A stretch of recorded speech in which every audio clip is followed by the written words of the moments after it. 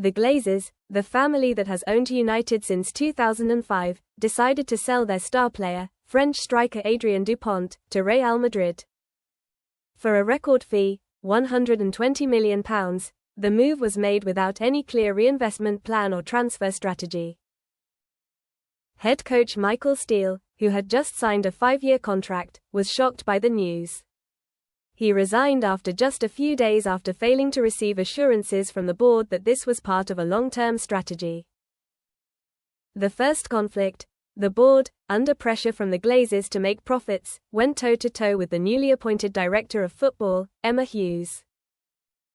Hughes dared to publicly criticize, for United to go this way without contributing is a failure of vision. She was ejected from her office the following evening.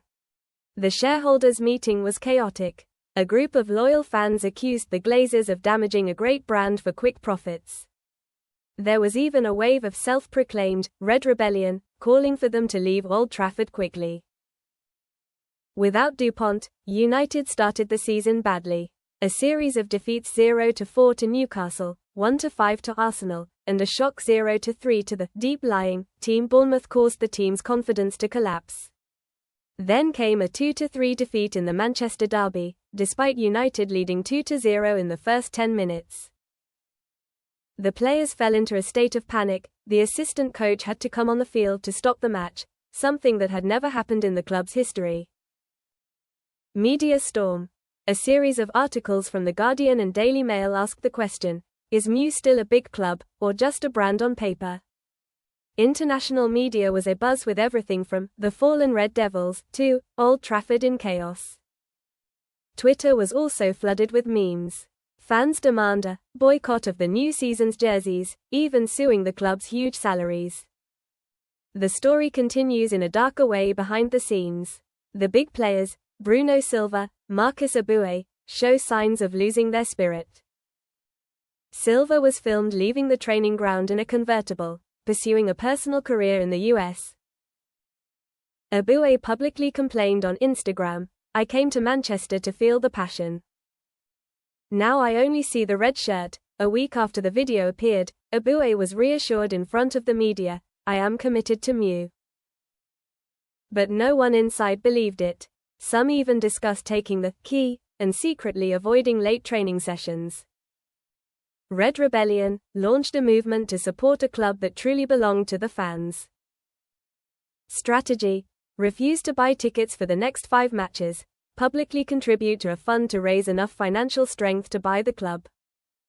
Organize a march from Manchester city centre to Old Trafford on a Sunday evening. More than 50,000 people turned out. Chief Executive Rob Sinclair was forced to step forward and hold talks with the group. He admitted, "We made a mistake, putting money before the heart of the club. Despite poor form, United qualified for the Champions League. But in the group stage, they lost 0-3 at home to Inter Milan, then lost 0-4 to Barcelona at the Nou Camp. Old Trafford became incredibly solemn. Mouthwash balloons were dropped on the pitch after each goal. UEFA and global fans questioned the club's future.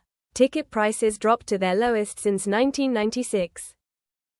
The Glazers held a secret meeting in Florida. Some members wanted to sell the club. "We have to get it up or go bankrupt." They proposed selling outright or withdrawing their capital at a loss, but inside sources revealed that the brother Glazers fear losing power. In England, the Red Rebellion group attracted great expectations. Lawyer Ian McGregor filed a lawsuit against Glazers for sabotaging the club and demanded to restore ownership to the shareholder community.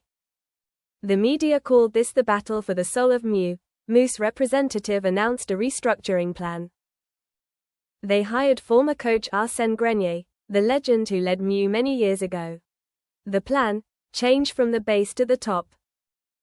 Grenier agreed to lead temporarily for 2 seasons. Most importantly, sell the secondary players, expected to use £100 million to reinvest in the youth academy. The following season, MU won back-to-back 3 Premier League matches, reached the FA Cup semi-finals. The reaction from fans began to soften. In the 2026 season, MU gradually stabilized. The academy has brought 3 young talents into the first team, with the prospect of a return to the Champions League. even if it is not yet a force.